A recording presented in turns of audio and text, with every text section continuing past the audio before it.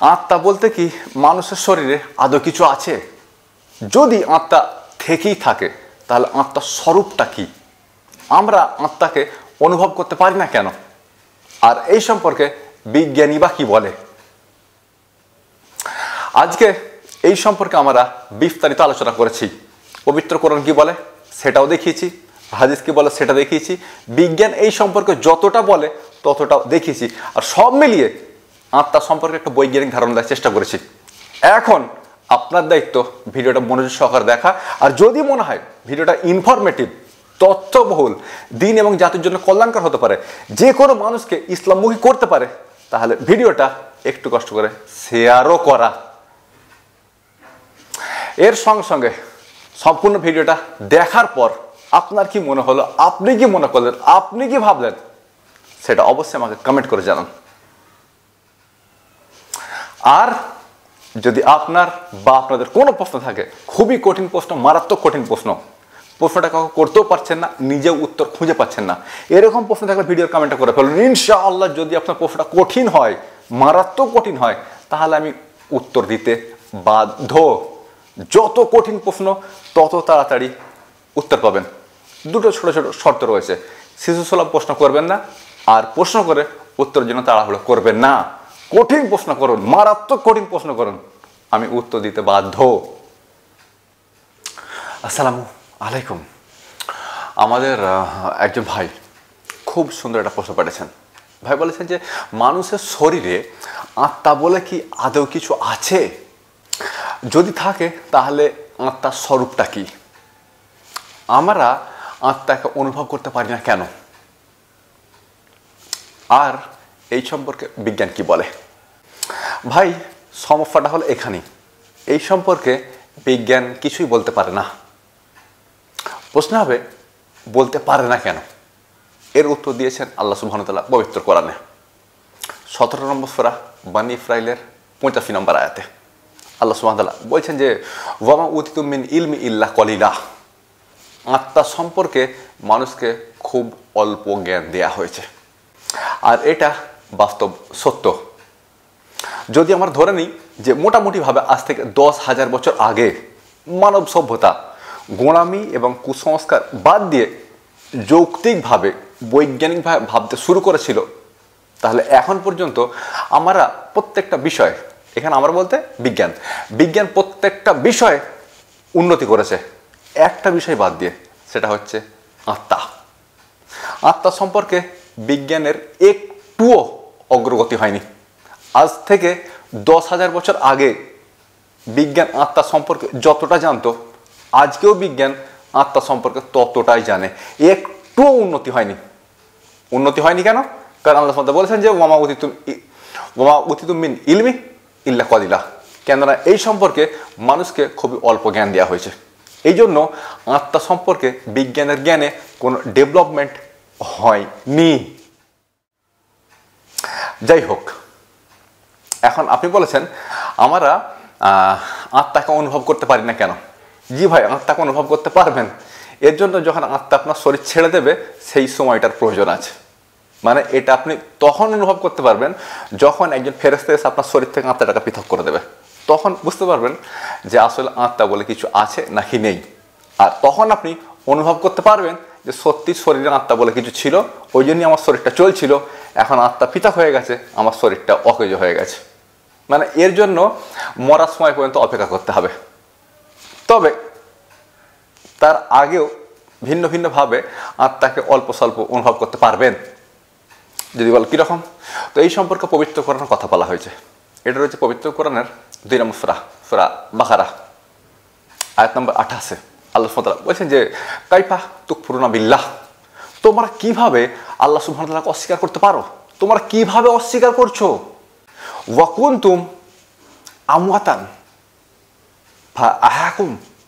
তোমরা ছিলে প্রাণহীন, তোমরা ছিলে প্রাণহীন, তিনি তোমাদের মধ্যে প্রাণ দিয়েছেন।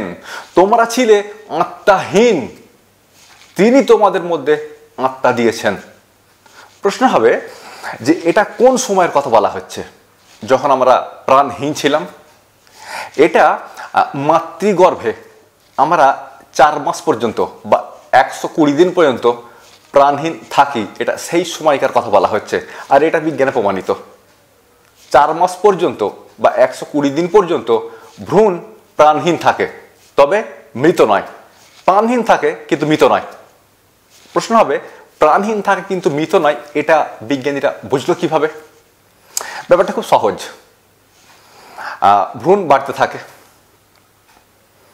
বিভিন্ন ডেভেলপমেন্ট তাতে চলতে থাকে, এমনকি 3য় সপ্তাহ বা 4র্থ সপ্তাহ থেকে আমাদের স্নায়ুতন্ত্রের গঠনও শুরু হয়ে যায়। কিন্তু 4 মাস পর্যন্ত স্নায়ুতন্ত্র বিকল থাকে, অকেজো থাকে। 4 মাস পর হঠাৎ করে স্নায়ুতন্ত্র কাজ করা শুরু করে দেয়, এবং স্নায়ুতন্ত্র যখন থেকে কাজ করা শুরু করে দেয় তখন থেকে আমরা শুনতে পেতে শুরু করি। স্নায়ুতন্ত্র কাজ করার সঙ্গে সঙ্গে আমরা শুনতে পেতে শুরু করি। 4 মাস বয়স থেকে আমরা শুনতে পাই, আমাদের ব্রেন ওটাকে প্রসেস করতে পারে যে আমরা কি শুনছি। 4 মাস বয়স থেকে যখন আমরা মায়ের পেটে থাকি। এখন প্রশ্ন হবে, এই 4 মাসের কাহিনীটা কি? এই 4 মাসের কাহিনীটা জানতে গেলে আপনাকে একটা হাদিসে যেতে হবে। এটা রয়েছে বুখারী কিতাবু বাদুল খালাকা, হাদিস নাম্বার 32-8। সম্ভবত আমার যতদিন মনে পড়ছে হাদিস নাম্বার 32-8, মানে 3208, 3208 নম্বর হাদিস, 32-8, 3208 নম্বর হাদিস, যেখানে বলা হচ্ছে যে মাতৃগর্ভে আমরা 4 মাস থাকি, মাতৃগর্ভে আমরা 40 দিন থাকি। 40 দিন পরে আমরা আলাকাতে পরিণত হই। এই অবস্থায় 40 দিন থাকি। তারপর আলাকা পরিণত হয় মুদগাতে। এই অবস্থায় 40 দিন থাকি, মানে 120 দিন হয়ে গেল আর কি। তারপর আল্লাহ সুবহানাহু ওয়া তাআলা একজন ফেরেশতাকে পাঠান, একজন মালাককে পাঠান।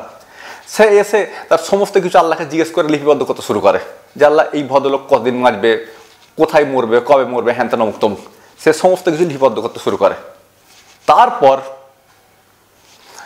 ওই ফেরেশতা ভ্রূণের মধ্যে আত্মা প্রবেশ করায় এবং ফেরেশতা চলে যায়। এটা 120 দিন বয়সে হয়, 4 মাস বয়সে হয়। বিজ্ঞানীরা যেটা জানতে পেরেছেন সেটা হচ্ছে এটা 4 মাস বয়সেই স্নায়ুতন্ত্র কাজ করা শুরু করে, আমাদের ব্রেন সমস্ত কিছুকে প্রসেস করতে শুরু করে, আমাদের শরীর সংবেদনশীল হয়ে যায়। এটা হচ্ছে এই 4 মাসের কাহিনী। 4 মাসে শরীরে আত্মা দেওয়া হয়, আর 4 মাস পর থেকেই আমাদের স্নায়ুতন্ত্র কাজ করতে শুরু করে দেয়, আমরা শুনতে পেতে শুরু হয়ে যাই, আমরা তখন শুনতে পাই। এটা 4 মাস বয়সই হয়। তাহলে এটা আমরা ধরে নিতে পারি যে 4 মাস বয়স থেকে স্নায়ুতন্ত্র কাজ করা শুরু করে দেয়। আর হাদিস বলছে 4 মাস বয়সে তার মধ্যে রূহ দেয়া হয়। তাহলে ধরে নিতে পারি যে 4 মাস বয়স থেকে সে কাজ করা এই জন্য শুরু করে কারণ তখন তাকে রূহ দেয়া হয়, তার আগে পর্যন্ত তাকে রূহ দেয়া হয় না। বিজ্ঞানে এটা প্রমাণিত। ভ্রূণ জীবিত নয় কিন্তু ভ্রূণ মৃতও নয়। 4 মাস পর্যন্ত ভ্রূণ জীবিত নয় কিন্তু মৃতও নয়। তারপর ভ্রূণ জীবিত হয়, কেননা তাতে আত্মা দেওয়া হয়। এই জন্য 4 মাসের পরে যদি আপনি বাচ্চা নষ্ট করতে চান তখন আর বাচ্চা নষ্ট করতে দেওয়া হয় না, কারণ তখন ভ্রূণ কাজ করা শুরু করে দেয়, তখন ভ্রূণ জীবিত। কেননা 4 মাস বয়সে তাকে আত্মা দেওয়া হয়েছে, তাকে রূহ দেওয়া হয়েছে। আমার মনে হয় ভাই ব্যাপারটা মোটামুটিভাবে পরিষ্কার যে রূহ বলে কিছু তো একটা আছে। হাদিস বলছে 4 মাসে দেওয়া হয়, বিজ্ঞান বলে 4 মাসে ভ্রূণ কাজ করতে শুরু করে, মানে স্নায়ুতন্ত্র কাজ করা শুরু করে। সুতরাং এই 4 মাসে কিছু তো একটা আছে। রূহ দেওয়া হয়, বিজ্ঞান বলে কাজ করতে শুরু করে। ধরে নিতে পারি যে রূহ দেওয়ার ফলেই ভ্রূণের কার্যকারিতা শুরু হয়, এটা আমরা ধরে নিতে পারি। তবে আবারও আপনাকে ওই আয়াতটা মনে করিয়ে দেবো যেটা আল্লাহ সুবহানাহু ওয়া তাআলা বলেছেন পবিত্র কোরআনের 17 নম্বর সূরা 85 নম্বর আয়াতে, ওয়ামা উতিতুম মিন ইলমি ইল্লা ক্বালিলা। আত্মা সম্পর্কে মানুষকে খুবই অল্প জ্ঞান দেওয়া হয়েছে। এই জন্যই আত্মা সম্পর্কে কোনো ডেভেলপমেন্ট হয়নি বিজ্ঞানে। এই জন্য আমার আত্মা সম্পর্কে খুব বেশি জানিও না। অনুভব তখনই করতে পারবো যখন আমাদের শরীর থেকে আত্মা পৃথক হবে। আর একবার অনুভব করার সুযোগ থাকে, কিন্তু তখন সেই পরিস্থিতিটা থাকে না যখন আমাদের শরীরে আত্মা আছে। তবে বৈজ্ঞানিকভাবে ব্যাপারটাকে আপনি একটু বুঝে নিতে পারেন। বুঝে নিতে পারেন যে 4 মাস বয়সে আত্মা দেওয়া হয়, আর 4 মাস বয়স থেকে ভ্রূণের কার্যকারিতা শুরু হয়। ধরে নিতে পারি যে আত্মা দেওয়ার ফলস্বরূপই ভ্রূণের স্নায়ুতন্ত্র কাজ করা শুরু করে। এটা আত্মা দেওয়ার ফলই হয়, এটা আমরা ধরে নিতে পারি।